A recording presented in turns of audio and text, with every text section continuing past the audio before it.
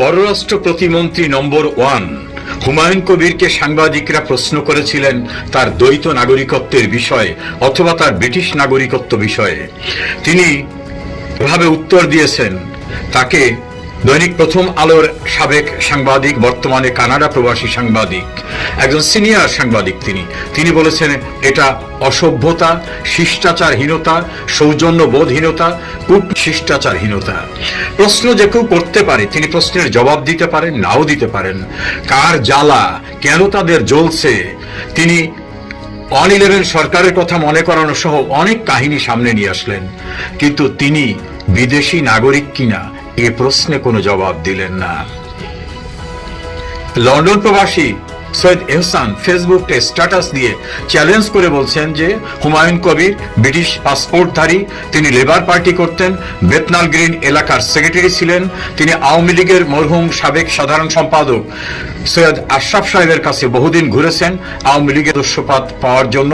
আওয়ামী লীগ তাকে সদস্যপদ দেয়নি, পরবর্তীতে তিনি বিএনপিতে যোগদান করেছেন।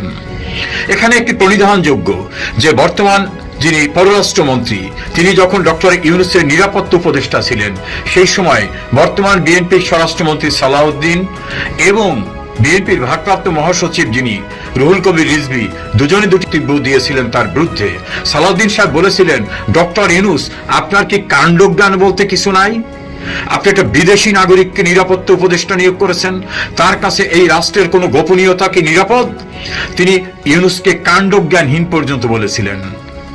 পরিস্থিতির পরিবর্তনে সেই বিদেশি নাগরিকরা, সেই সালাউদ্দিন, সেই কবির রিজভীর দলের সরকারের পররাষ্ট্রমন্ত্রী হয়ে গেল। একইভাবে মিস্টার হুমায়ুন কবির, যার সম্পর্কে চ্যালেঞ্জ করে লন্ডনের প্রবাসীরা বলছেন, বিশেষ করে সৈয়দ এহসান সহ অন্যান্যরা সামাজিক যোগাযোগ মাধ্যমে বলছেন যে আমরা চ্যালেঞ্জ করছি ব্রিটিশ পাসপোর্ট হোল্ডার।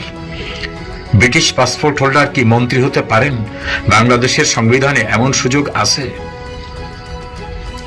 এই প্রশ্নের জবাব না দিয়ে তিনি সাংবাদিকদের উপর ক্ষুব্ধ হয়ে কার জ্বলছে, জলে কেন, এ জাতীয় শিষ্টাচারহীন কথা বলেছেন। তারেক জিয়া দীর্ঘ দেশের বাইরে ছিলেন, প্রবাসীদের সঙ্গে তার সম্পৃক্ততা দোষের নয়, কিন্তু সংবিধান লঙ্ঘন করে নিয়োগ দেওয়া হলে এর কনসিকুয়েন্সটা কি হবে সেটা কি ভেবেছেন? তারেক জিয়ার ক্যাবিনেটে কি তাহলে তাদের দলীয় কথিত মতেই